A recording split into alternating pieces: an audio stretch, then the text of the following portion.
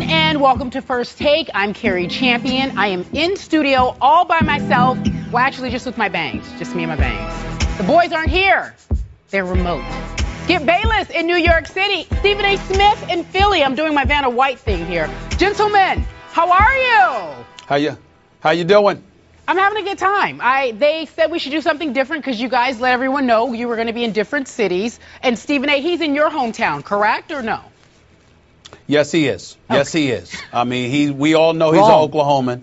We all know he's just slithering into New York City. Ernestine, that's her home. But him, I'm not so sure.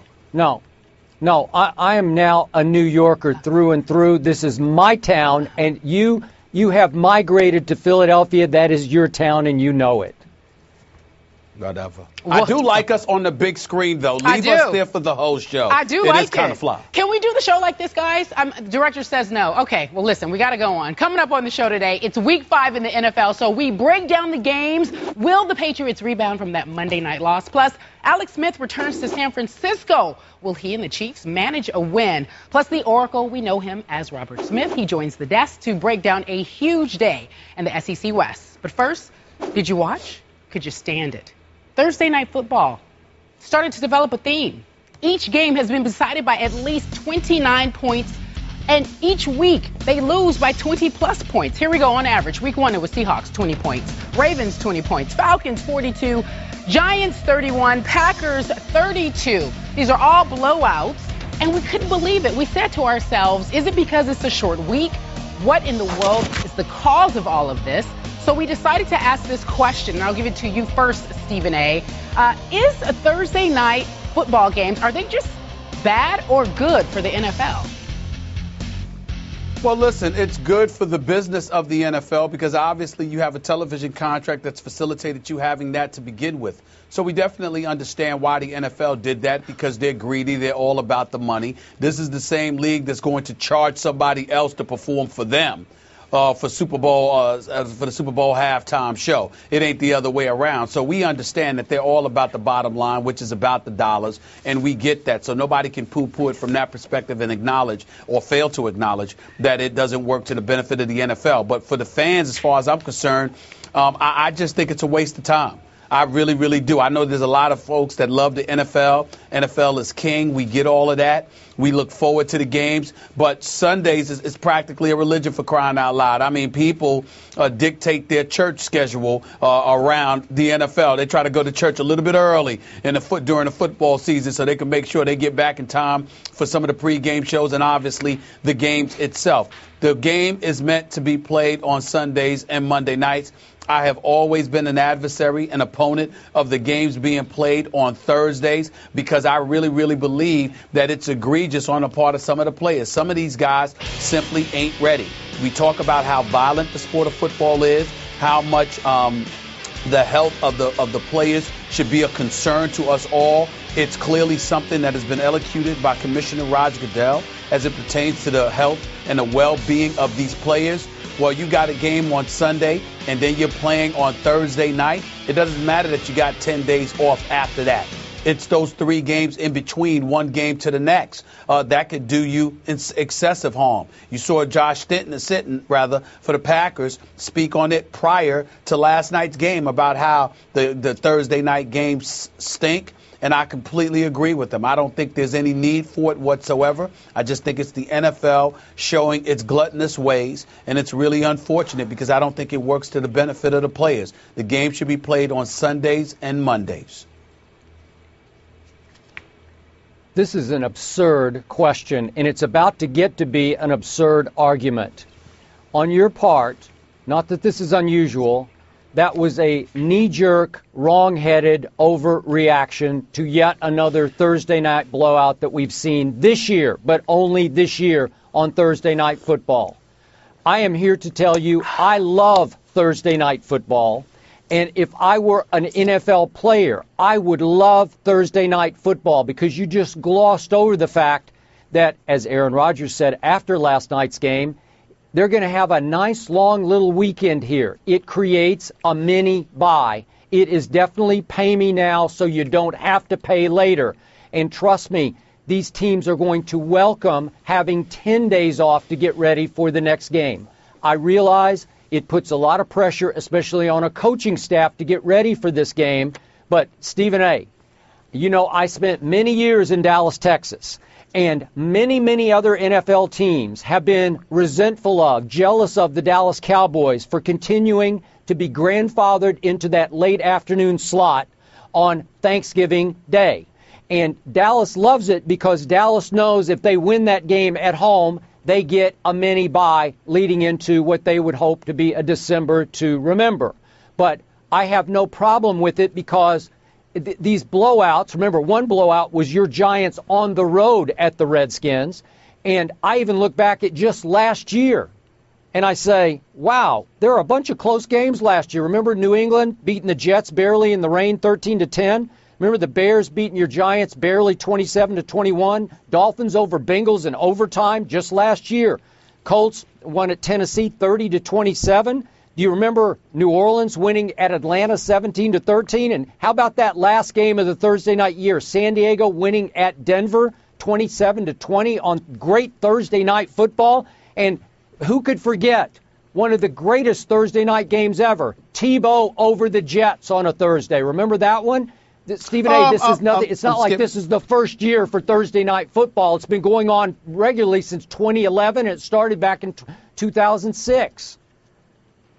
And you know, the interesting part about it, Skip, is that you conveniently leave out the fact that because of the CBA, there's less practice time. There's a lot of times that these coaches are complaining about in terms of the absence of time to prepare to prepare these guys, etc. They've pointed to all of those things. And you know, keep in mind, the players aren't a proponent of this. Sometimes you acquiesce and concede to the inevitable because during collective bargaining negotiations, you want to get your money. And the NFL and their owners definitely press you to do most of the things that they want to do. Just look at the agreement and you'll see that I'm telling the truth. In the end, that doesn't mean that it's to the benefit of the players. The point is that obviously for people like yourself who lives, eat, and breathes the NFL, you would feel that way. But the reality is that the players themselves, do they feel that way?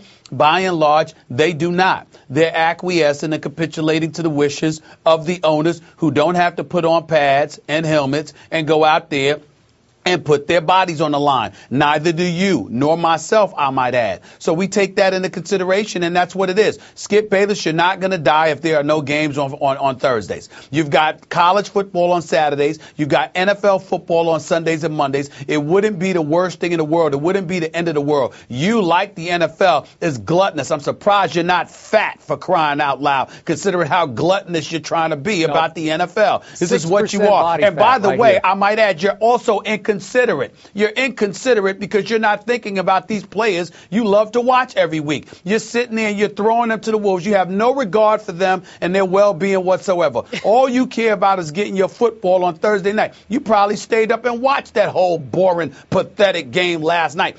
And I ponder why that is, considering who is quarterbacking for the Vikings. This is what it is, man. This is what it is. And to me, it's just a waste as far as I'm concerned. You do not need football on a Thursday night. You just want it because you, like the NFL, with your gluttonous ways, are just living fat and happy off of these players that you seem to give less than a damn about. Skip and glutton. Okay, those words go together. Question. Hate to put you on the spot here, but should they also do away with Monday Night Football? I said Sunday and Monday. Why would you even ask that question? That's too hard on those poor players. Why would you even ask that question? I said Sunday and Monday. Did I not say Sunday and Monday? Those poor players. Did I not say Sunday and Monday? You're asking a ridiculous question. I specifically said Sunday and Monday. It's not a ridiculous question. So I have one final question. Josh Sitton ripped Thursday Night Football. Think he hates it right now that he's got 10 days off? Julius Peppers, who looked like he was back at Carolina running the basketball court last night on that pick six return of his. You think he's really upset that they had to play on Thursday night now? I don't think so. And trust me, the Dallas Cowboys love playing on Thursday. Whatever. I mean, because they ruin everybody's Thanksgiving every year? Whatever. That ends the topic. I like it, Stephen A. So Skip says, yes, Thursday Night Football. This question is ridiculous. Stephen A. says, give him a break, okay? Well, let's move on. Let's get your other thoughts on this topic. It's about the Patriots. The Bengals are the last remaining unbeaten team in the AFC and are facing a Patriot team they beat last season on a rainy Sunday. 13-6. You guys remember that? They put an end to Tom Brady's streak of 52 consecutive games with a touchdown. Not good news for one Tom Brady, who's coming off the second most lopsided loss of his entire career. So here's the question, and I'll give it to you, Stephen A. Smith. Will he get back on track against the Bengals? Wait, Carrie? You want to go? Carrie, can I ask a favor? Sure. I just need, I need to ask Stephen A. something before he answers. What do you need to ask him? Ask him. Go ahead. I need to ask him a favor, just for me, as my friend, as my brother from another mother. I need you to do just this little something for me today, on the fly. We did not rehearse this. You don't know I'm doing this. I need you to switch your early week pick and go with the Bengals in this game, because you know that you hexed my whole season by picking my Patriots to not only get to the Super Bowl, but to beat the New Orleans Saints in the Super Bowl. And now you have tried to jinx my pick this week that New England will beat Cincinnati and get back on track. So would you please just do me this tiny little favor as your partner, just your friend forever? Please switch your pick right now. You know what? I really don't like you that much sometimes, Skip Bayless. I truly, truly don't. But I do love you. And for you, Skip Bayless, that's exactly what I'm going to do. I'm going to switch, and I'm going to pick the Bengals to win this Sunday. I know they're going to Foxborough. I expect, because of all the criticism and the cynicism that's been aimed in the direction of Tom Brady and Bill Belichick, that they're going to come out like gangbusters. Aaron Dobson, there will be a sighting. Kimbrell Tompkins, there will be a sighting. Who knows? Gronkowski, Julian Edelman may show up. Vereen Ridley may show up. But I'm going to sit here and for once look at Marvin Lewis and say, you know something? I'm going to place my faith in you, sir. I know you know how to coach defense. I know you know the game of football. I know your defense is big time. Geno Atkins is back after the ACL injury last year. You got an elite defense. You've got 6 first-round picks in your secondary. I'm going to look at all of those things, and I'm going to ignore Andy Dalton being allergic to playing professional football after Christmas because he's allergic to production in the postseason. I'm going to ignore the fact that A.J. Green and Sanu might not show up. I'm going to assume they're going to do so. I'm going to look at Giovanni Bernard, and I'm going to say he's going to be able to run the football effectively, even though New England's defense, I think, will answer the bell this week. For you, Skip Bayless, I'm going to go with the Cincinnati Bengals to win this game 23-16. Wow. Thank you very much. You just cinched it for me that the Patriots will get back on track, and I will forever be in your gratitude. Anytime you need a favor from me, please just call. Now, back to reality. Carrie, I just wrote a column about this that just got posted on ESPN.com. 12 reasons that number 12, as in Tom Brady, will lift the Patriots to 12-4 this year, starting with Sunday night. You can read it there if you want all the gory details, you New England haters out there. And so many people have jumped off the Patriots bandwagon that it looks like a stock market crash in Las Vegas right now, because the spread, as we talked about yesterday, has swung from Patriots favored by 3 at home to Patriots a 1-point underdog at home. Astounding, but hilarious to me. And I love it because the Patriots are going to hate it. And Stephen A., it has been desperate days in Foxborough these last 3 days as they tried to quickly recover from that Monday night debacle in Kansas City, 41-14. And I believe that Brady and Belichick are about to take some desperate measures. My point to you is this. This same offense with these same weapons, underutilized so far this year, scored the 3rd most points in the league last year. So what happened? We found out by the Boston Globe that Aaron Dobson, who had his moments last year, has some deep speed, been in Josh McDaniels' doghouse. I believe that Kimbrell Tompkins, who had his moments with some deep speed last year, has been in Brady's doghouse. I know for a fact, per a source in New England, that Danny Amendola has found himself in Tom Brady's doghouse. All three have to get out of the doghouses and into the lineup this Sunday night in Foxborough. Shane Vereen has not been Shane Vereen in the way he's been utilized. He was a devastating weapon last year. I think you'll start to see it now. Gronk started to Gronk late in that game on Monday night, and I think he will continue to on Sunday night. And those two rookie offensive linemen starting, they got blown off the ball by the wall of noise that was created by the record decibel level at Arrowhead Stadium on Monday night. This is at home, and I think that line will start to click on Sunday night. And finally, Stephen A. Smith. My defense, the Patriots defense that got them to the AFC Championship game last year without Wilfork, without Mayo, without Darrelle Revis, without Brandon Browner, it will get much better than it was last year, and it starts on Sunday night. I have the Patriots getting back on track 24-21. Thank you, thank you, thank you for switching your jinx pick. Well, we'll see what happens. You know, I've been right a few games, so let's pump the brakes just for a second. But I will say this: one of the reasons I'm glad that you asked me to switch my pick, Skip, is because I'm going to be real interested, in all seriousness, in seeing whether or not the Cincinnati Bengals respond. If Cincinnati is indeed a different bunch than what we've claimed them to be, this is the kind of game that's a statement game for Marvin Lewis and the Cincinnati Bengals to tell us that indeed they have arrived.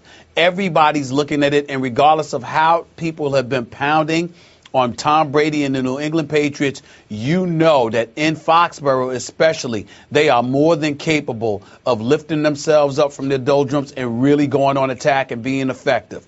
The fact is, the Cincinnati Bengals are the huge question mark. On many, many occasions, we looked at this squad, their coaching, their time. Think about who they had. They not only had Marvin Lewis as their head coach, they had Zimmer as their defensive coordinator, they had Gruden as their offensive coordinator, and they had a boatload of talent to go with it and still couldn't win a playoff game. This year, people are saying they might be the best team in the NFL this side of Seattle. If that's the case, they will respond to the challenge. You look at how elite their defense is. You see the weapons that they have on offense. You know that they're a better team talent-wise across the board than the New England Patriots. What's the problem? We're going to find out this Sunday what they are made of as far as I'm concerned. This week is going to tell me a lot about the legitimacy of the Cincinnati Bengals. All right, Skip, really quickly. I agree. Yeah. I want to remind the folks about your article. Can I do that? You want to make your point before I do that? Because I want them to go and read that about the 12. Here we go, folks. So if you want to read Skip's article, you can find it on ESPN.com called 12 Reasons Why the Patriots Will End Up 12-4 and back in the playoffs this season. That's a guarantee from one Skip Bayless. Meanwhile, let's move on, gentlemen, shall we? I like you guys in the big screen here. I think this is good. This means you can... So do I. You know what that means? You know what that means, Stephen A? You guys can do the show from New York and Philly, wherever you want. You don't have to be in studio in Bristol. No? Don't tempt me. Don't tempt me.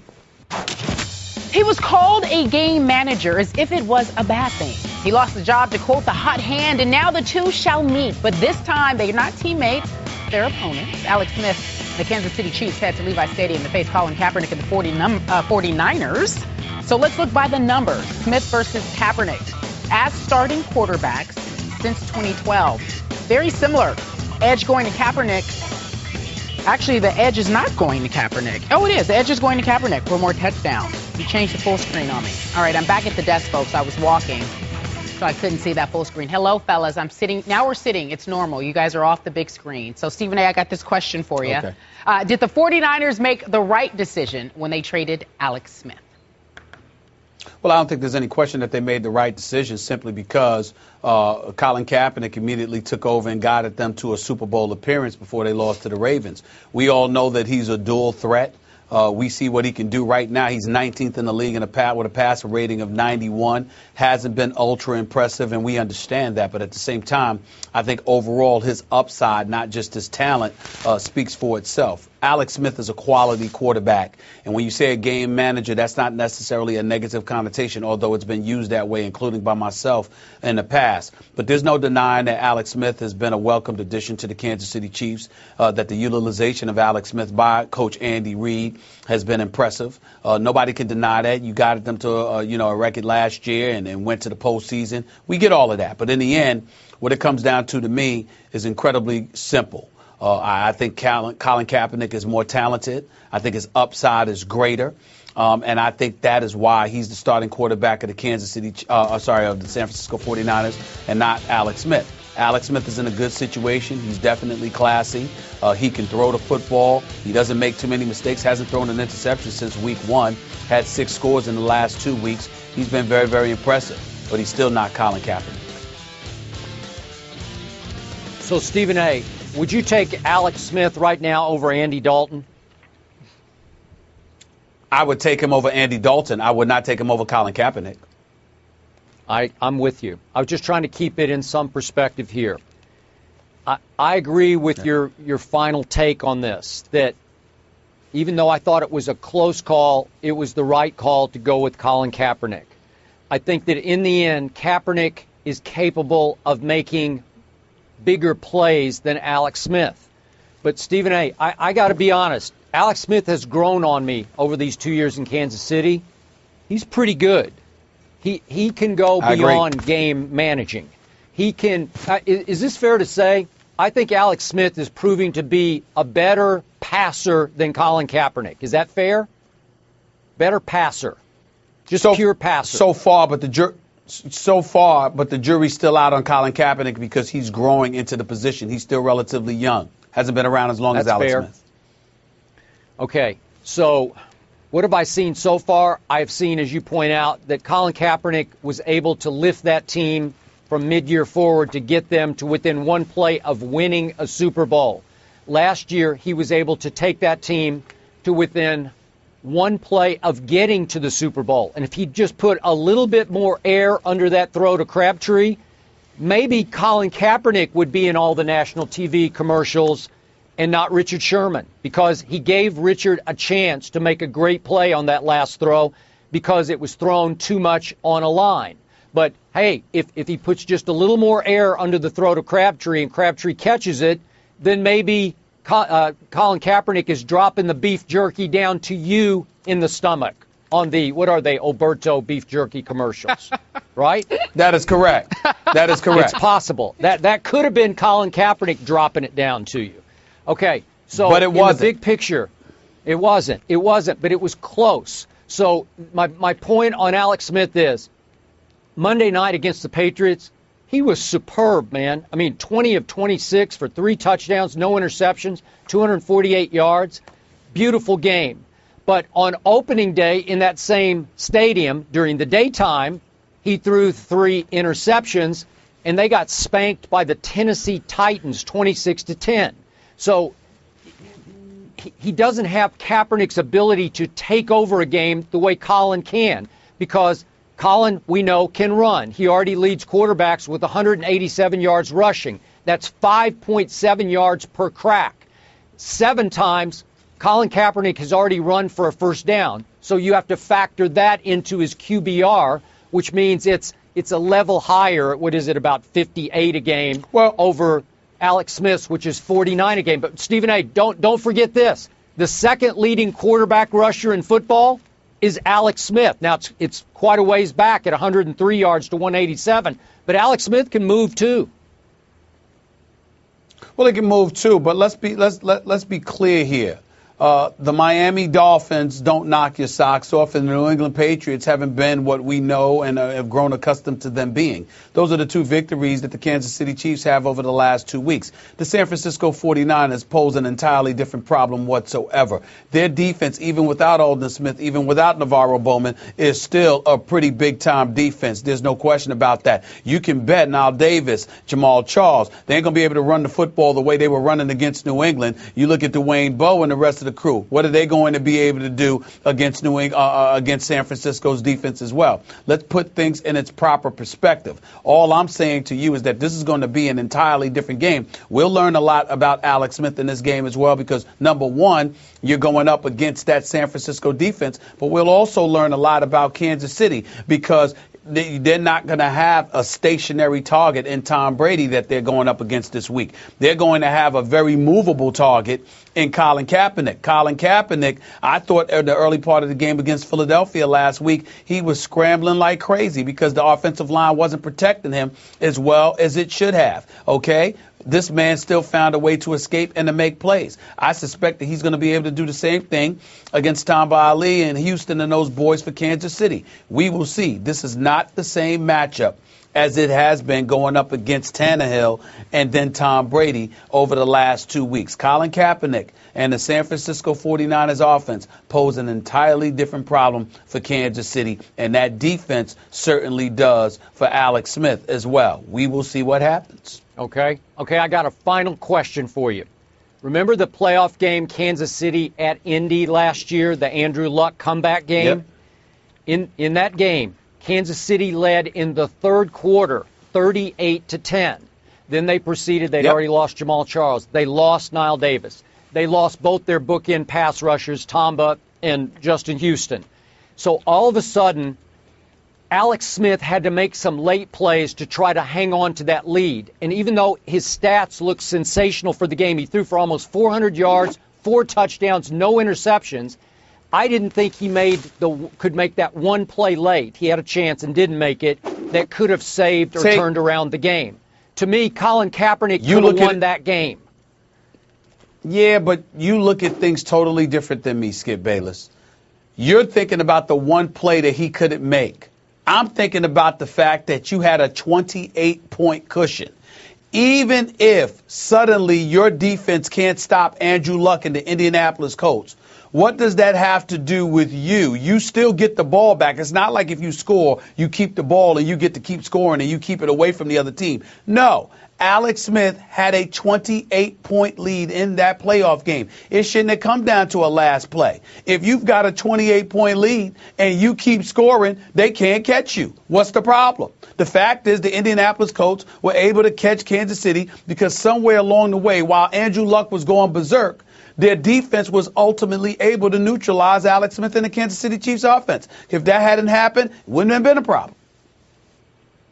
But that was after Andrew Luck had thrown his third interception in that game, just for the record. I'm just saying Alex Smith had a 28-point cushion. You give somebody that knows how to put up points a 28-point lead, Skip, they don't lose the lead. Even if the defense gives up 45 points, you still should have been able to score more anyway. If you were scoring 38 points, how come you couldn't put up more? There are only 2 undefeated teams remaining in the Pac-12, Arizona and UCLA. 8 clap. This after Oregon, folks. It was really bad. Lost 38-31 to the Arizona at home. It was a major upset going into the game. Oregon was a 21-point favorite. It was the third time since 2007 that unranked Arizona beat the ranked Ducks. But there was an unsportsmanlike conduct penalty that may have cost them the game. Arizona with 3rd and goal at the Oregon 8, tied at 24. Tony Washington comes up with the sack, but it's called for unsportsmanlike conduct, which results in an automatic first down and leads to the game-winning touchdown. Joining us right now to help make sense of it all. And I joined a little bit earlier. It's live TV, like you said, Yeah, it is. And then the prompter, we're just having all kind of fun today. The boys are gone and everything just falls apart on us. Okay, we got Robert Smith here, and the boys will join in just a few moments. But here's the question. You watched the game, obviously. Did Oregon get robbed? I can't say that they got robbed because as much as we look at the play and say you can't call that in that situation, he may have a boss that's saying, I don't care what the situation is, you call that. The emphasis is on sportsmanlike behavior and not allowing somebody. And I'm not sure if he did that to the bench. I'm not exactly sure on that. But it's something that if you do it right in the middle of the field, it just may be the rule that the guy's following. So by the letter of the law, he's doing what he's supposed to do. So did they get robbed in that sense? No. I can tell you right now, if I was a ref in that situation, I don't make that call. Unless I'm told to. Yeah. Because, yeah, I mean, you get if it's your job and you get downgraded if you don't make that call, then you have to do it. All right, Stephen A., your take. Did they get robbed? I totally agree with the Oracle, as usual. I mean, he's absolutely right. If I'm a referee in that situation, I don't make that call. But we don't know what his superiors are ordering him to do, not to mention the fact that some kid electing to bow and endanger himself by getting an unsportsmanlike conduct penalty called against him is not worth my paycheck. So if my boss is telling me to make that call, I'm definitely going to make that call. However, it's not like he was demonstrative or just a bit excessive or anything like that. I mean, it's as petty as it gets. It's really, really unfortunate that these control freaks governing these sports just choose to bring the hammer down and allow something like that to influence a game. But nevertheless, you still have an obligation to be cognizant of it and make sure you don't do anything to potentially jeopardize your team from winning the game. And obviously that did not occur here. And so the outcome is what it is. Silly me, I never agree with the Oracle. In fact, I don't know how the Oracle became the Oracle. Where did he get that name? We gave it to him, and I Skip. love the Oracle. Yeah, we gave it to him. You gave it to him. Not we, you. Okay. I would have thrown that flag because that is, as Robert did say, the letter of the law. And this year, it is more than ever a point of emphasis. So I don't want to get called, if I'm that referee, I don't want to get called on the carpet this morning. And I am with you guys. It's so borderline, but it's the rule.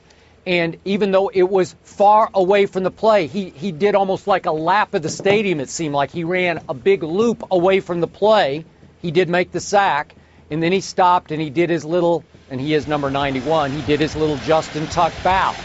Well, okay, it's against the rules, and the rules have to be the rules because you can't let that Pandora's box swing wide open, or all the kids will start doing their little signature celebrations all over the field. In college football, and I do not blame them for this, college football does not want that cat out of the bag. They don't want it all over the field celebrations.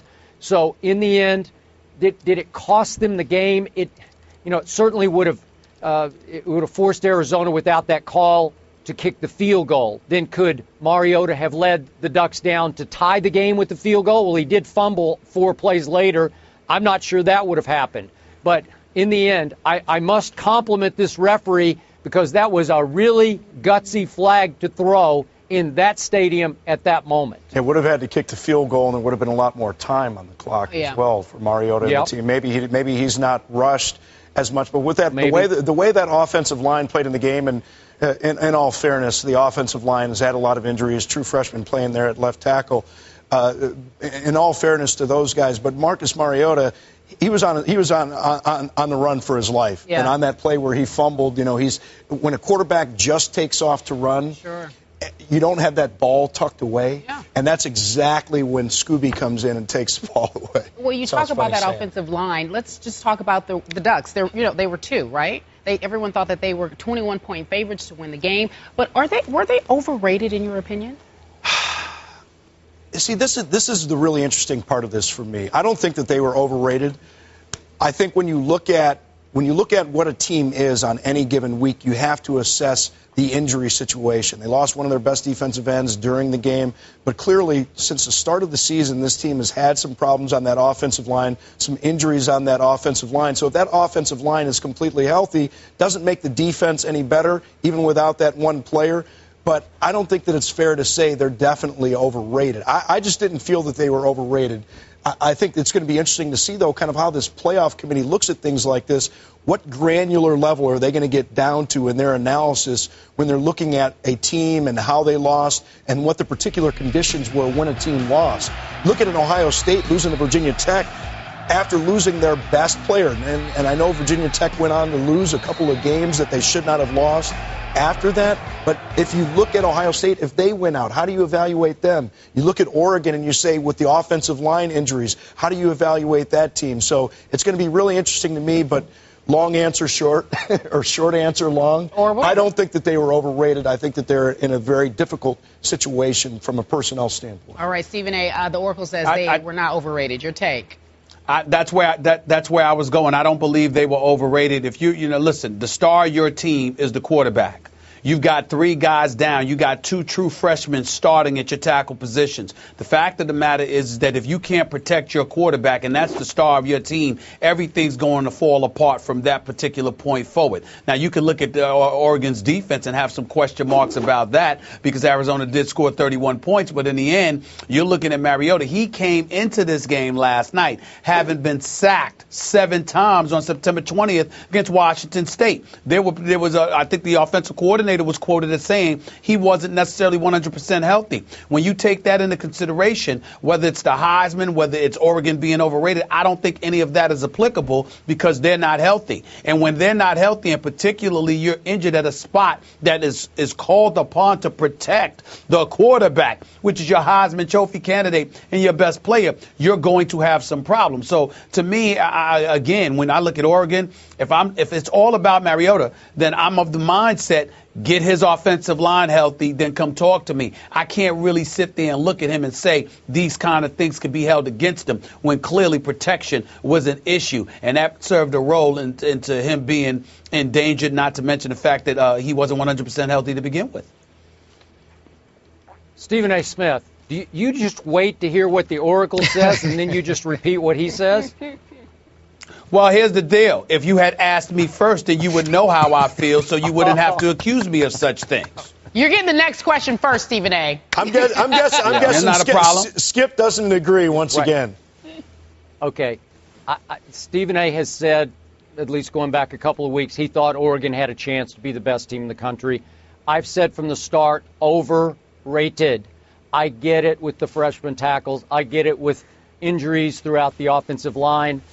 The defense isn't top-notch. It's not top 4 to me. And I didn't think it was from the start because Michigan State went into that same stadium that we were watching in last night, and they led 27-18 in the third quarter before they fell apart. And again, Mariota got hot in that game.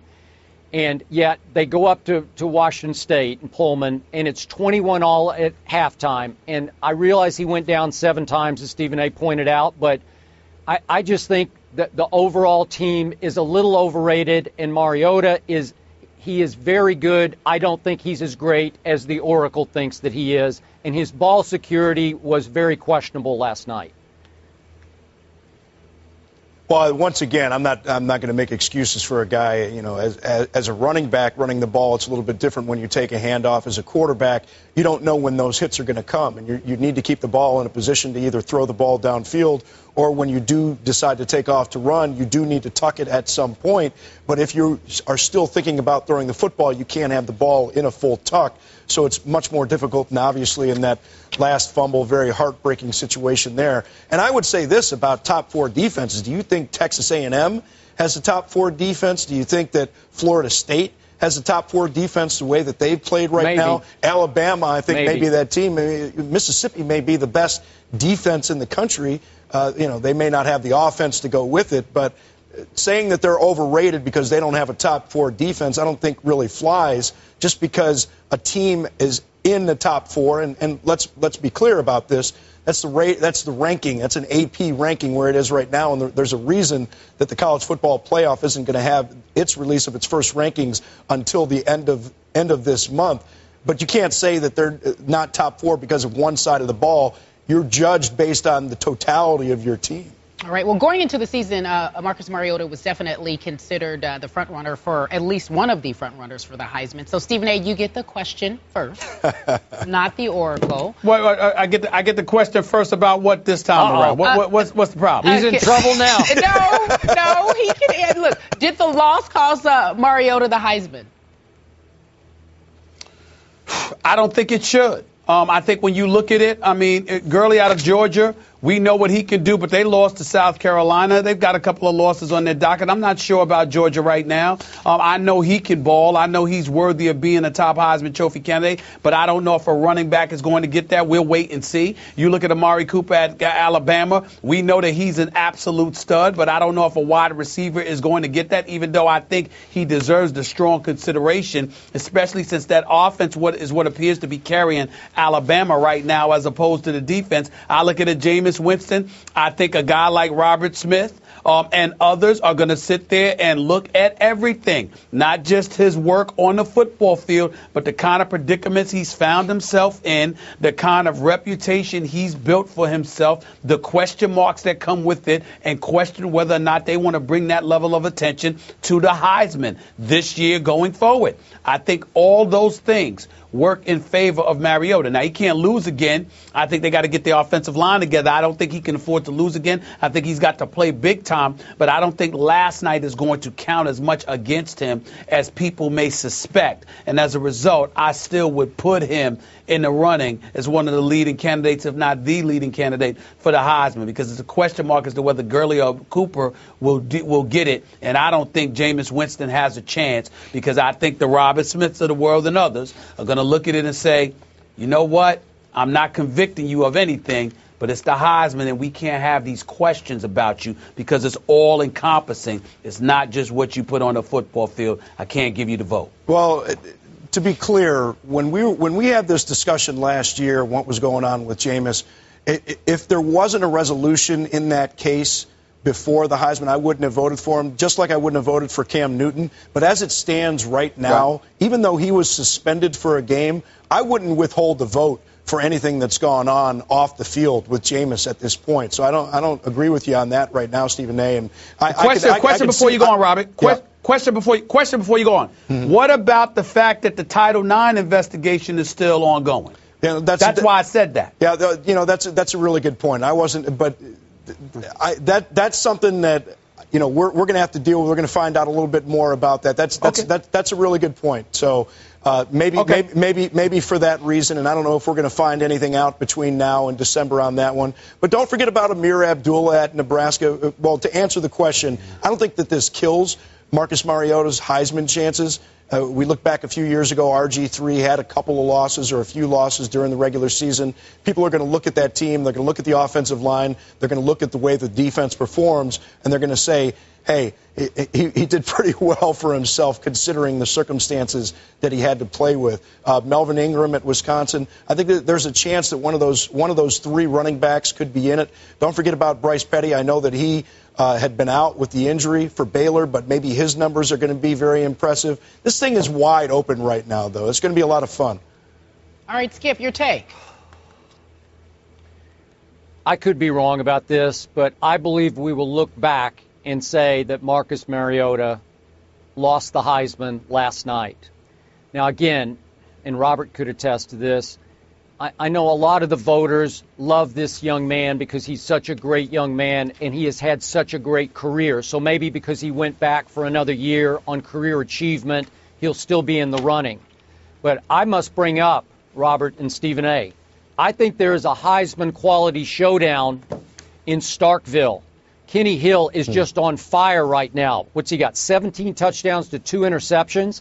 And Dak Prescott is equally on fire, 11-2, but he's rushed for almost 100 yards a game for 4 straight games. So the winner of that game just might be right in the thick of the Heisman race. And then could I please point out that Everett Golson, after taking a little time off, has come back a very different player, and he's on fire, 11 touchdowns to 2 interceptions. They have a big game, big test at home against Stanford.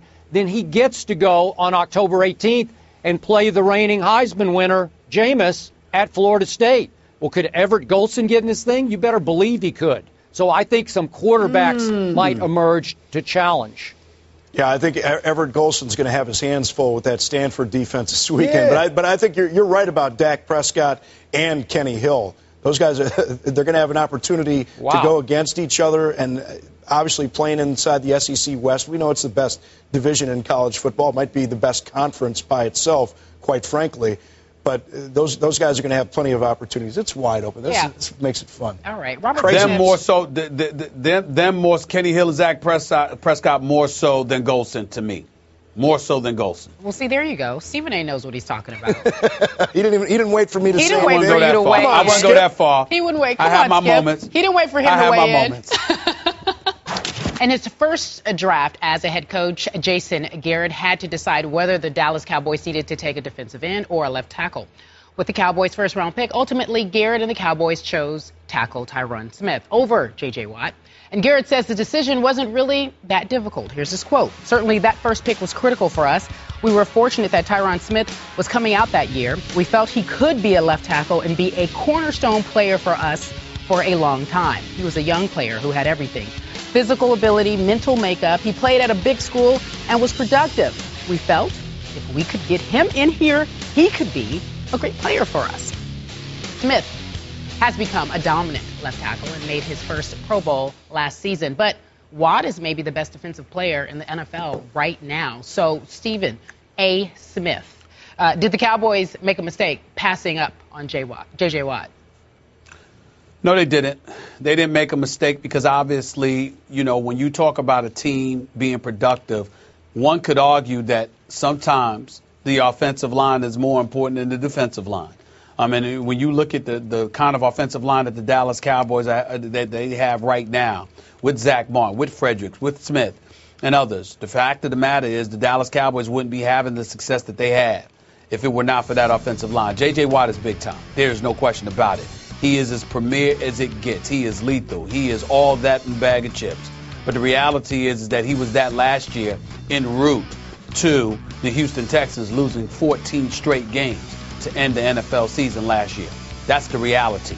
When you look at an offensive line, any team with an elite offensive line would never go through that.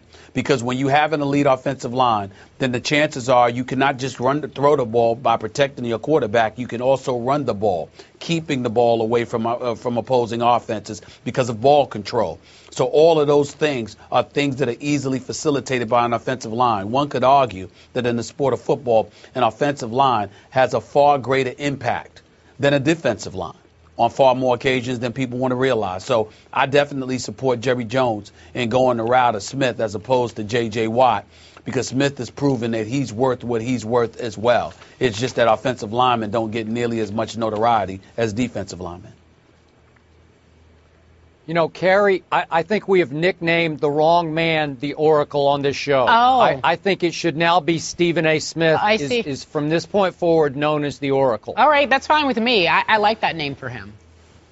Yeah, I do too, because he deserves it on his answer that he just gave. And every point was spot on, bullseye. This was a close call. And obviously, Stephen A., I think a lot of football people might disagree with what we are agreeing on at this point. Obviously, I'm a Cowboy fan, but I loved the pick of Tyron Smith. And yet, I'll be the first to admit, I didn't know J.J. Watt at Wisconsin was going to be this J.J. Watt. But it is interesting what you say, and that's a very deep and astute point. You can argue that in this league, given these rules, that maybe the offensive line is slightly more valuable than the defensive line. And J.J. Watt is more of an interior player. He bats down a lot of passes. He's not your classic sack artist. And you made a great point that last year they did go 2-14 with J.J. Watt. They did rank 23rd in defensive efficiency last year with J.J. Watt. And yet Ty Smith very quietly has become the driving force of the Cowboys' most dominating unit, the offensive line. And I know Jerry Jones reached and scared me to death because I don't want any comparisons made yet, or maybe ever, of this group, this Dallas team at 3-1 to those 3 out of 4 Super Bowl teams in the early 90s. But those teams were driven by their offensive line. I've called it the greatest offensive line I've ever seen or covered for sure. I knew all those guys. They were all just raging elephants, and they opened the holes for Emmitt Smith to duck and dart behind. So, to me, Ty Smith is setting the tone for this offensive line because, as you know, he's the premier position, the left tackle. He is a mauler, both as a pass blocker and as a run blocker. And their strength right now and their success is built on that. So I just taking nothing away from J.J. Watt. And trust me, from here on, J.J. Watt will be the bigger personality because he has a great personality. He's got his national TV commercial that we just relentlessly see now where he's at the high school dance or whatever it is. But I'm good pretty Lord, sure he doesn't need to be dancing. He might be the worst. Well, I know. He might be the worst dancer since Mark Madsen, but go ahead. You know what? That's a very good point. The Oracle strikes again. I agree with you. But in this case, will Tyron Smith ever have any commercials? I don't think I've ever seen Ty Smith on camera on SportsCenter, just with a sound bite. I don't know. He's anonymous to me, except when he plays left tackle. Then he might just be the star of the Dallas Cowboys so far. I agree. ESPN Radio. With the action on the court, the diamond, or the gridiron. Comes alive. The NBA. The San Antonio Spurs are the world champions. Major League Baseball. The Boston Red Sox have won the World Series. The new college football playoff. The Seminoles have completed the perfect season. You're home for the best in sports play-by-play. ESPN Radio. Well, we bring back Robert Smith. He's no longer. This is me. I'm like Craig from Friday. Like, Yeah, I got fired on my segment off. You did. I did. What am I now? What am I now, Skip? The surrogate? Where am I? What's his name? No, you know what you are? Adequate? You're one of my closest. You're one of my closest friends. That's who you are, and I love you. Oh, I love you but too, you're not man. the Oracle anymore. I'll take it. The critique sandwich.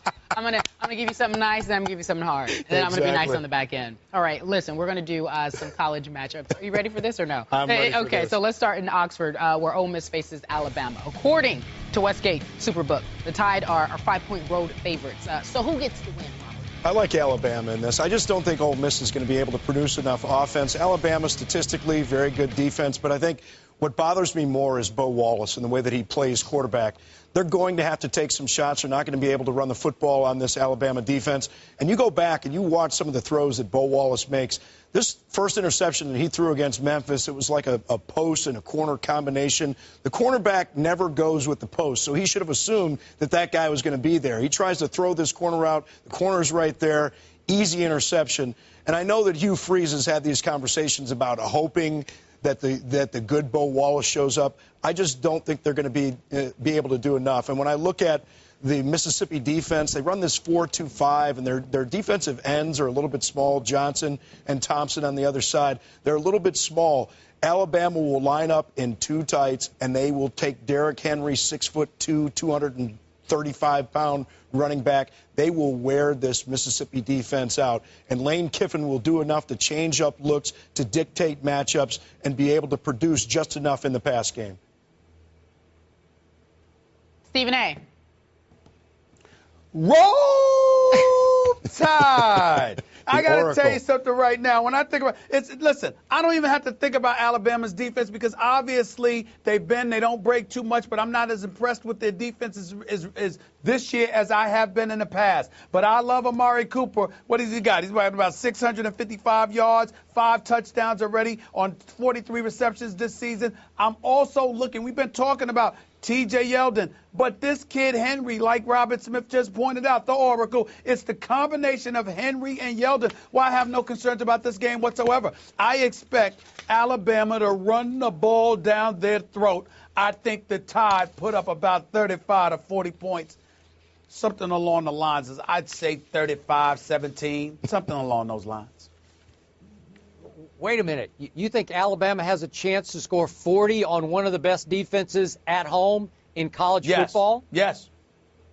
Wow. Yes, I do. Because I think shocked because by that. I think that they're I'm just think hoping they're I get going the to run Oracle all title day long. I'm Yes, just hoping I I do. get the Oracle title back from my dear friend Skip. Robert Smith just earned back his You got title. it. You're back. He did. He got it back. He is now the Oracle. And he broke this down beautifully to start off this conversation. And I will, so to speak, tie a bow on it because I do not believe in Bo Wallace in games of this stature and magnitude.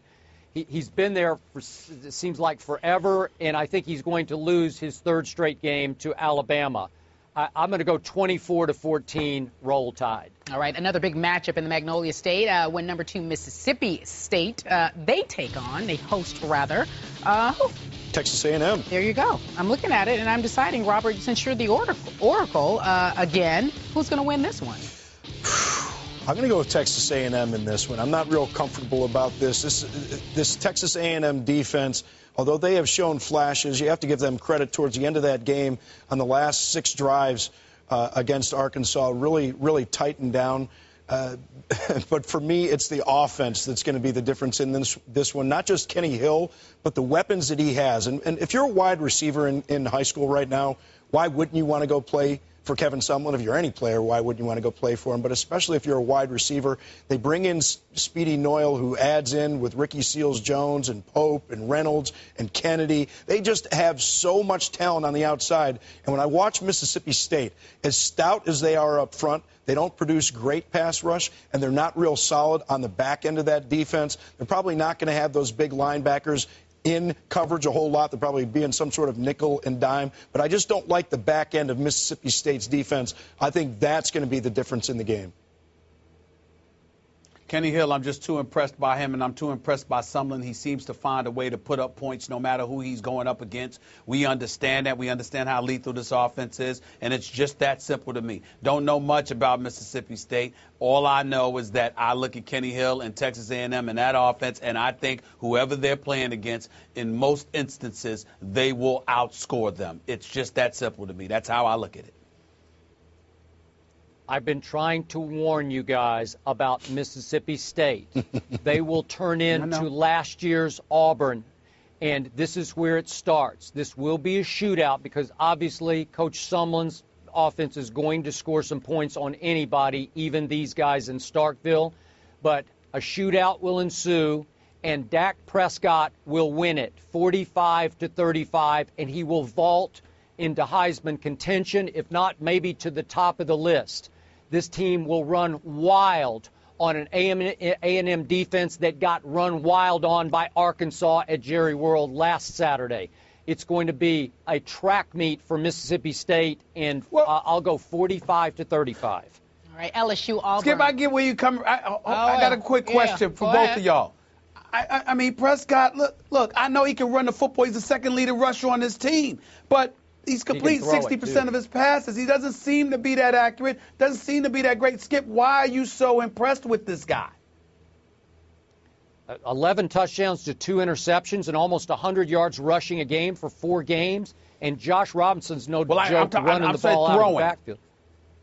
Throwing. I think he's a fine thrower. Not maybe a great thrower, but he's very good. And their defense, I know Robert has issues with the back end, and maybe it will really get tested by Kenny Trill and company. But, hey, this is a very good defense, and nobody in the nation has more experience returning than Mississippi State does. And let's not forget what happened last year, though, Skip. A&M moved the ball very well against them last year. They have even more weapons on the outside. And I think a lot of times what we do is we think there's going to be this linear progression. When players are back, we just assume, okay, this player is back. This team has 8 starters back, so they're going to be this much better the next year. I don't think that Mississippi State is that much better defensively than they were last year. And last year they weren't able to stop this A&M defense. And A&M on defense is definitely better than they were a year ago. So I think on both sides of the ball, the matchup isn't better for Mississippi State than it was last year.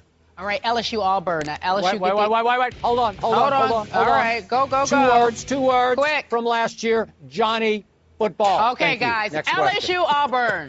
LSU get the upset or not? Oracle. LSU does not get the upset. They're making the move at quarterback to Brandon Harris because they had to. Anthony Jennings was not the solution. Really, just couldn't make couldn't make throws.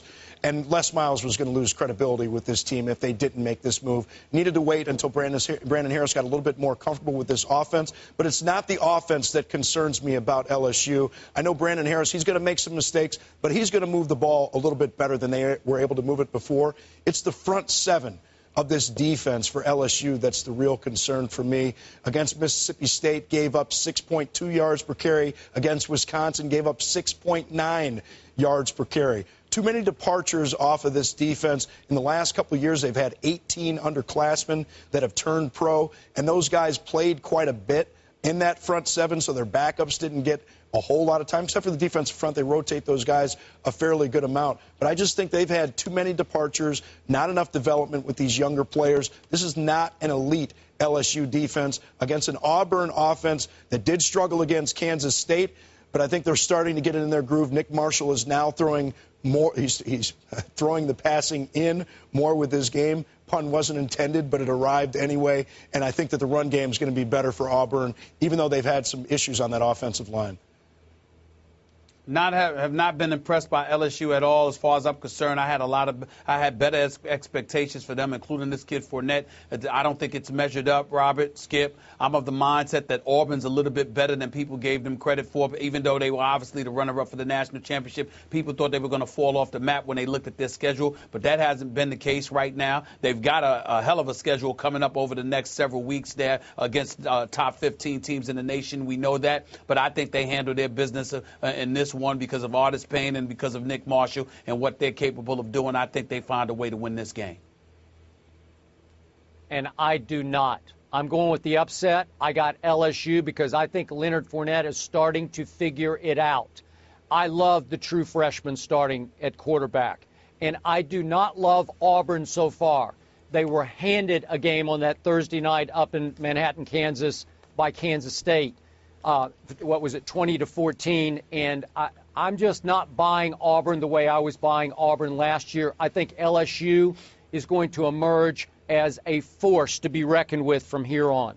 All right, finally, TCU hosts number 4 Oklahoma. Oracle, who wins?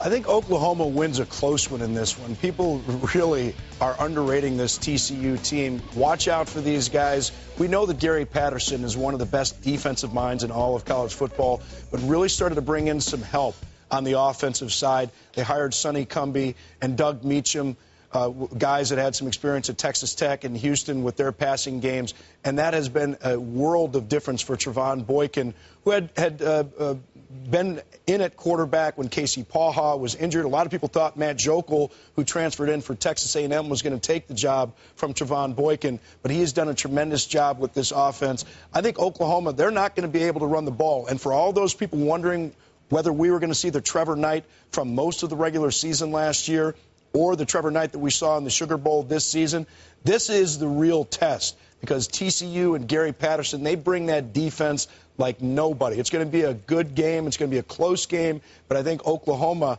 and Trevor Knight show up with those weapons on the outside, and that's the difference. Those weapons on the outside may be the difference, but I'm going to go with the upset in this one. I think TCU is going to find a way to win this game because I think Trevor Knight is not going to live up to expectations. I think that somehow, some way they will rattle him and they'll find a way to, to register one of the biggest upsets. I think TCU wins a close one here, but I think they pull it out. Stephen A., you could be right about this. As an Oklahoma fan, I am scared to death of this game. I'm going to say that my Sooners survive 17-13 at TCU, and it is going to be a battle. Gentlemen, well done. You're not fired. You're back. I'm back. You're back as no longer the surrogate? No, they gave you your name back. Appreciate we appreciate you being here and upgrading everything.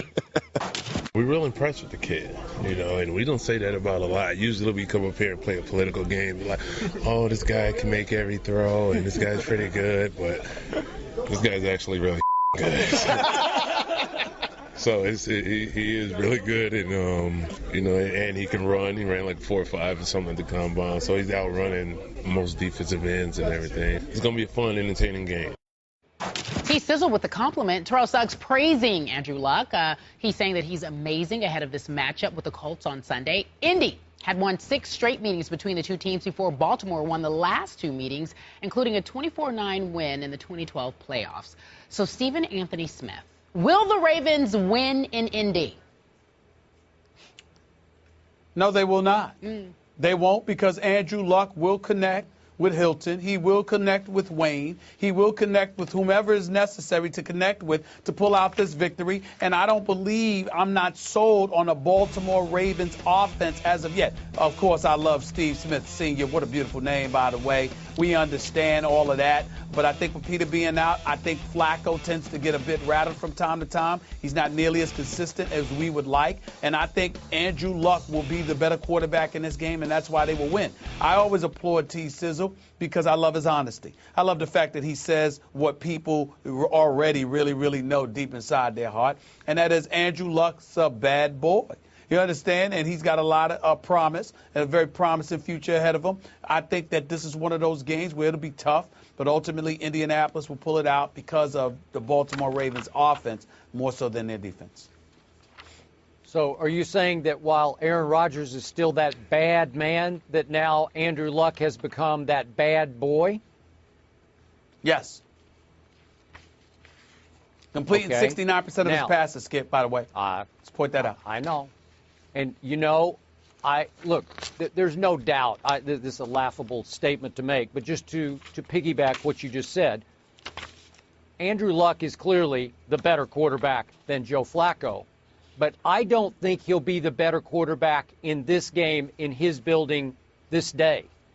I think the Ravens are going to win this game, and it will be a battle. It will be 22-20 Baltimore.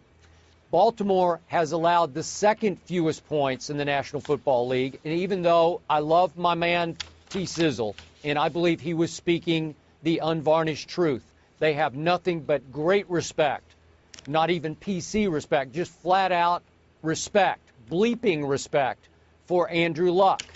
But let's look at what happened.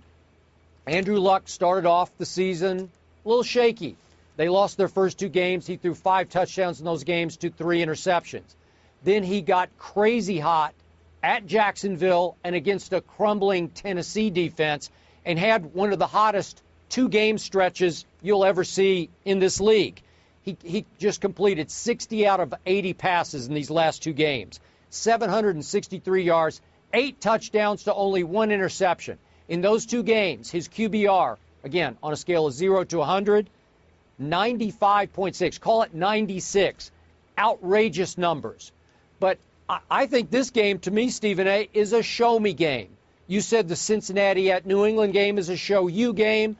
I'm saying let me see Andrew Luck do it against this defense. Andrew Luck struggled in the playoff game for a long time against Kansas City last year at home. He lost last year at home early to Ryan Tannehill. So I want to see him beat a very quality defense and a team that has won 3 straight games, thanks in large part to Stephen Smith Sr. And my only wish for this game is I hope Stephen Smith Sr. can figure out a way to get mad at Chuck Pagano and Ryan Grigson. Then I'll have a better chance in this game. That fat chance of that happening, Pagano's first class. And the Indianapolis coach never had anything to do with Steve Smith Sr.'s. That's not going to work. I'm kidding. If you your best hope is that Indianapolis continues to show no running game whatsoever outside of their first half performance against the Philadelphia Eagles. Trent Richardson, Ahmad Bradshaw, they've got to do something on the ground in order for Baltimore, in order for Indianapolis to do something, because you don't want to just have Andrew Luck having to throw the football to come to the rescue against that Ravens defense. But I still think he's capable of doing this on the road in Indy, especially since I don't expect Flacco to have that big of a game. Well, the dispute between Deion Sanders and Jim Harbaugh continued Thursday night as Sanders defended his report earlier in the week that many of Harbaugh's players want him out. Harbaugh responded at a press conference, calling Sanders' assertion, quote, a bunch of crap. Sanders responded at the beginning of the CBS Thursday Night Football game pregame show. This is what he said. I have sources that wear football uniforms, coats, suits, and ties. This is real. They're talking about 49ers general manager Trent Baalke. We know there is a rift between he and Jim Harbaugh. We all know that. That has trickled down into the locker room. Not only are my sources correct, I checked with 3 insiders from different networks, and it's 100%. You can shoot the messenger, but the message is real. Deion Sanders sticking behind his report and his sources. Joining us now, a source for us, a source of wisdom. Our coach. Yeah, you are. Okay. Yeah. Herm Edwards here. So here's the question. You know what's going on. You've been a coach, and you know about distractions. How big of a distraction is this for the 49ers? Well, it's something that's not related to the things that happen on the field for your football team. It's basically related to a coach. And you obviously always tell players, look, your personal affairs, you keep those at home. We don't want to have to answer them. Well, all of a sudden now, players in the locker room, the media people are coming to certain players that like to talk and say, what do you feel about your coach right now? But this distraction has been a part of the 49ers organization since the summer, to be quite honest. So I think most of the veteran players get it. They understand it. They answer the question and move on. But you don't like it because it's lingering over their season right now. It will leave the room as they continue to win. It won't be a distraction. When you're losing, you're 2-2, have questions about your team, it becomes a bigger distraction. Stephen A., your take on this? I think it's a bit childish on the part of the 49ers. And I think that Deion Sanders is absolutely right and was absolutely right to address it on the pregame show last night. You would think that Deion Sanders, that revealed that Jim Harbaugh had a problem with his parents or something. I mean, this is a football. It's 53 men in a locker room. It's the head coach. It's assistant coaches. It's coordinators, et cetera, et cetera. There is no coach in this business that will tell you that every player in the locker room likes what he does.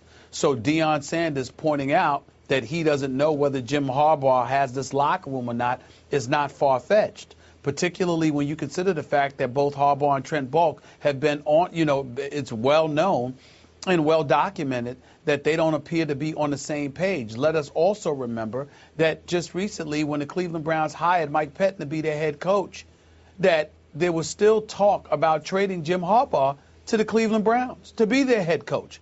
Why would the 49ers entertain such a thing with a guy that has taken them to 3 consecutive conference finals appearances after the previous 8 years they didn't even make the playoffs until he arrived? And so you look at all of that, it's clearly obvious that there were issues. And Deion Sanders didn't talk about anything that was, like, private. What are you talking about? Guys don't necessarily like the coach. The coach doesn't seem to have the locker room. These are very generic things to point out. The way Jim Harbaugh and Boone, along with a couple of other folks, have acted is as if Deion Sanders revealed something that was so private, so clandestine, so swept under the rug. That's not the case here. People need to grow up. This is the National Football League. These kind of things get out all the time. It's not really a big deal. Mr. Harbaugh, Coach Harbaugh, made it a big deal by reacting the way that he's reacting because he's trying to kill the messenger. But the message is what it's about. You don't necessarily have everybody within the 49ers organization that likes you. Does that mean Jim Harbaugh shouldn't have the job? No, it does not mean that. Does it mean he should not get an extension? No, it does not mean that. Does it mean that he's not a damn good coach? Of course it doesn't mean that. So why are you tripping? Fall back, relax, and deal with your locker room and stop worrying about what Deion Sanders did, because I got news for you.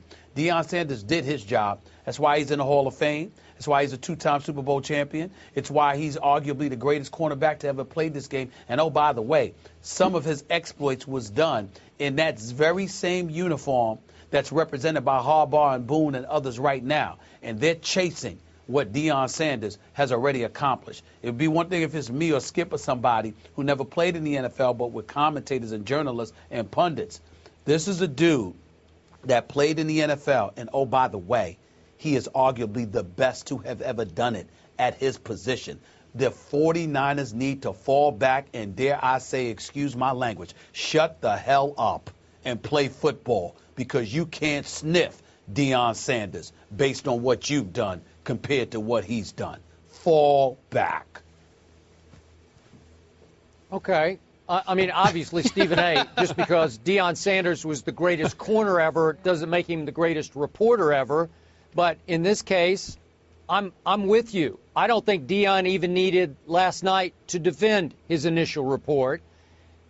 It's not like that was the first report about that dissension in the locker room. It was reported on an NFL Network. Point. Yeah, there you go. Okay, thank you.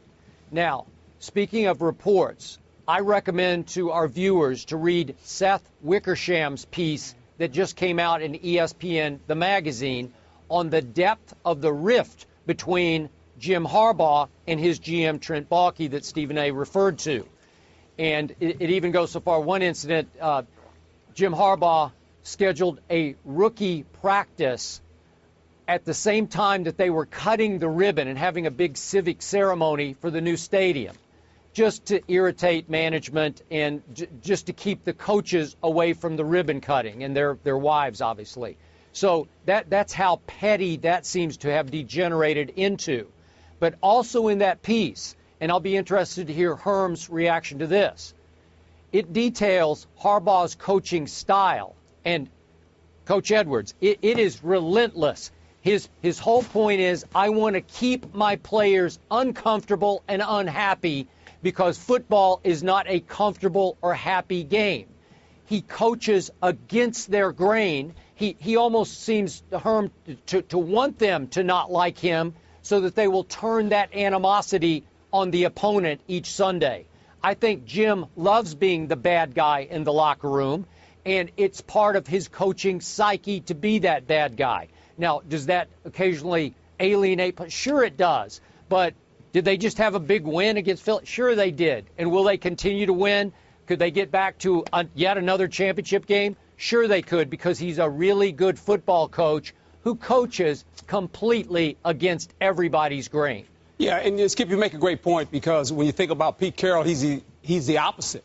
And it's okay. Well said. You know, as long as you understand this as a coach, you have to be who you are, but at the end, you want the players, they don't have to like you. They got to respect you. You have to be consistent.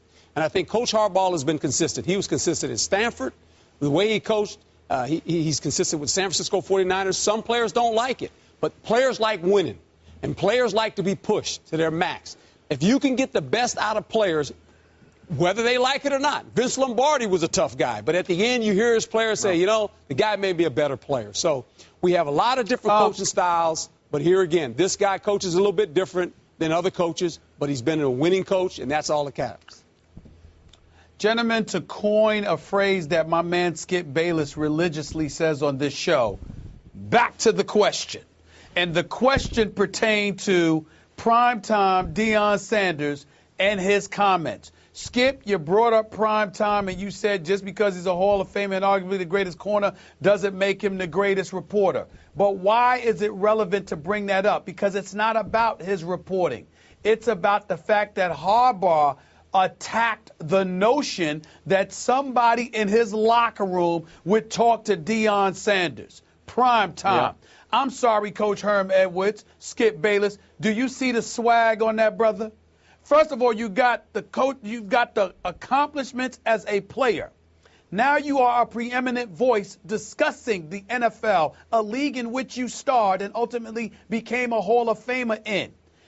Who would today's modern day players rap to? Who would they pick up the phone and call? Who would they talk to? Okay? Let's keep this stuff in perspective. I'm not saying that makes him Adam Schefter or Chris Mortensen or somebody like that. Please don't get me wrong. But at the same time, for Harbaugh and Boone to go on the radio and to talk about, well, who is this guy? Anybody in our locker room, they ain't in our locker room, shut up, they don't know what they're talking about. Well, people get, you hear that all the time.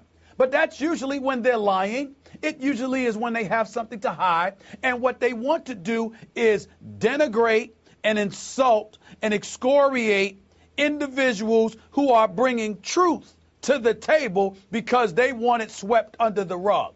And for it to be somebody that not only is a Hall of Famer, not only has accomplished what he's accomplished, but did it in part for that organization to act and try to convey a message that he wouldn't know? Really? I'm not letting them get away with that. And I'm proud that Primetime didn't either. Okay, that's fine. But remember, Primetime has driven home the point on Twitter and on TV last night that he also talked to people who wear suits, meaning he talked to people upstairs, people in management. Well, that carries more weight to me than even from the players. So I thought he did a terrific job with his reporting. Well, I know this. Yeah. I've always said this to players. You might not always agree with me. My door is always open. And if you got a comment, and it's a negative comment about a player, about a coach, just put your name on it. That's all I care about.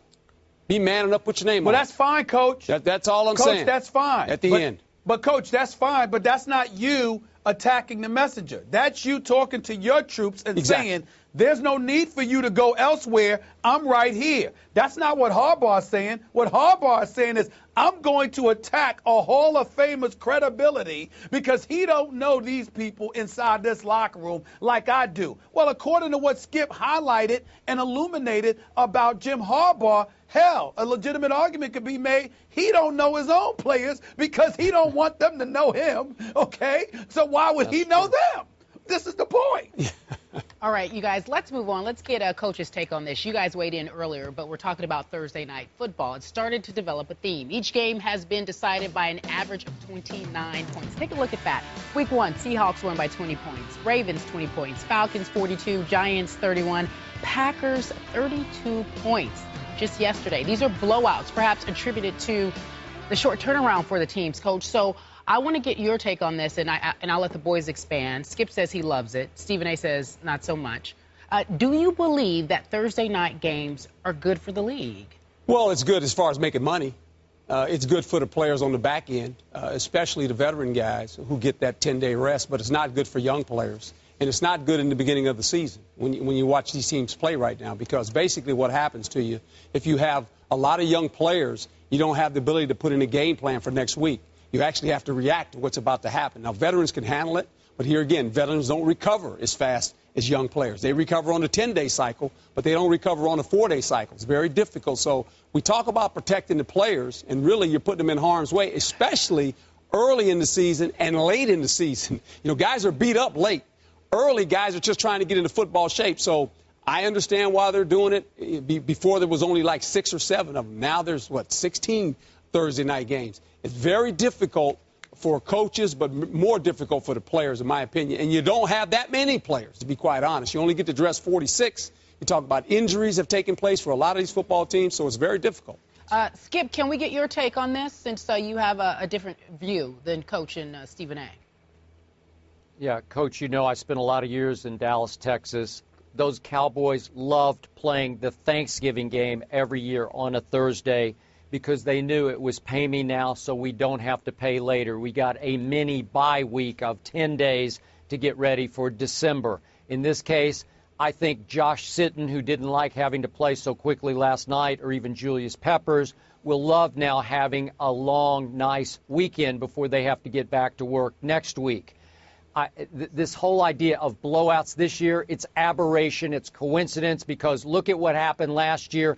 I counted 7 close games, 7 great games last year. And we go back to the Tebow versus Jets game on a Thursday night, you recall, in 2011. Well, I'll watch that. I'll take that. So I love watching Thursday night football. I love Monday night football. And the onus, obviously, is on the coaches as much as the young players to get ready in a very quick turnaround that can produce benefits on the backside of rest.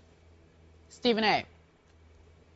I have nothing to add. I mean, you hear, Coach, did you hear? I heard. Coach Herm Edwards spew. It was wisdom. Spew that level of expertise, the wisdom. I mean, I didn't think it was wisdom. How much more brilliant can you be? I just shot it down. Listen, the man. Well, you shot it down because you don't have to play, Skip. That's why you shot it down. You don't have to play. That's right. That's exactly what I said to him to start the show, Coach. That's exactly what I said to him to start the show. You don't have to play, so you don't care. Well, yeah, I care about the players. I care. Skip Bayless does not. That's the problem. Skip Bayless doesn't care. I see. Listen, think about this. Skip is against them. Skip is against them playing week to week. He got a problem with the concussion cases. I mean, Skip this one. Look, give me my football and be quiet. Okay? That's what Skip wants you to do. I care. Stevie A cares about the kids and the players. I care. I care. He cares. I care. Okay. So do the fans. The fans care, too. They like football, so we're going to keep playing on Thursdays, trust me. All right, Coach, we appreciate you being here. I don't like it. Stevie A cares about the kids and the players. That's what we've been able to establish. You're just giving us your wisdom. I'm just trying to say I've been there. All right. I appreciate it. Thank you so much. All right, welcome back to First Take, everyone. It is time for what you've been waiting for. It's quick picks. Gather around the television and listen to this wisdom from my gentlemen from the left and the right. Dallas 6.5-point favorites when they host in-state rival Houston on Sunday. Stephen A., Dallas go to 4-1? I don't know if they'll cover, but I think they'll win the game. I can tell you that right now. I think that I still have questions about Houston's offense. I know their defense has shown up. I don't think it'll be a situation, however, where they're going to score points for the Houston Texans this week. I think that the Dallas Cowboys pull out this victory, Skip. And I told you last week, I am finished picking Dallas week to week. I stand by what I said. The Cowboys will win the NFC East, but I'm not going to pick these games, and it scares me to death that the betting public is jumping on Dallas the way they're jumping off New England, because this spread has gone from 3.5 to 6.5. So you could be right about Dallas covering this spread. Carolina, 2.5-point favorites at home against Chicago on Sunday. Stephen A. Smith, Bears pull off upset over the Panthers. I think they do. I don't have much faith in the Bears right now. I think they've been a model of inconsistency. However, considering the way they got shellacked against Green Bay, considering the troubles that Carolina has with that offense, with Cam Newton, with him not being healthy, with Kelvin Benjamin being pretty much his sole weapon, I don't think it's enough for Carolina to beat the Chicago Bears coming off of getting shellacked by the Green Bay Packers. I think Chicago steals this game. Again, if Chicago wins, I don't think it's an upset because Carolina is just crumbling at this point. But I'm going to go with the home team here. I think Cam and Kuechly, who got called out by Ron Rivera this week, said they've got to be the two big stars and play like stars. I think they will. I think they'll pull it out 27-25. All right, Stephen, I need you to help me with this one. Peyton is my fantasy quarterback. Denver, 7.5-point favorites when they host undefeated Arizona on Sunday. So who wins? Tough matchup. Arizona's no joke. I believe in them. But you can't convince me that Drew Stanton is going to outplay Peyton Manning. I just don't believe it. Obviously, Carson Palmer's out, getting examined with his spine and all of that stuff. We wish him the best.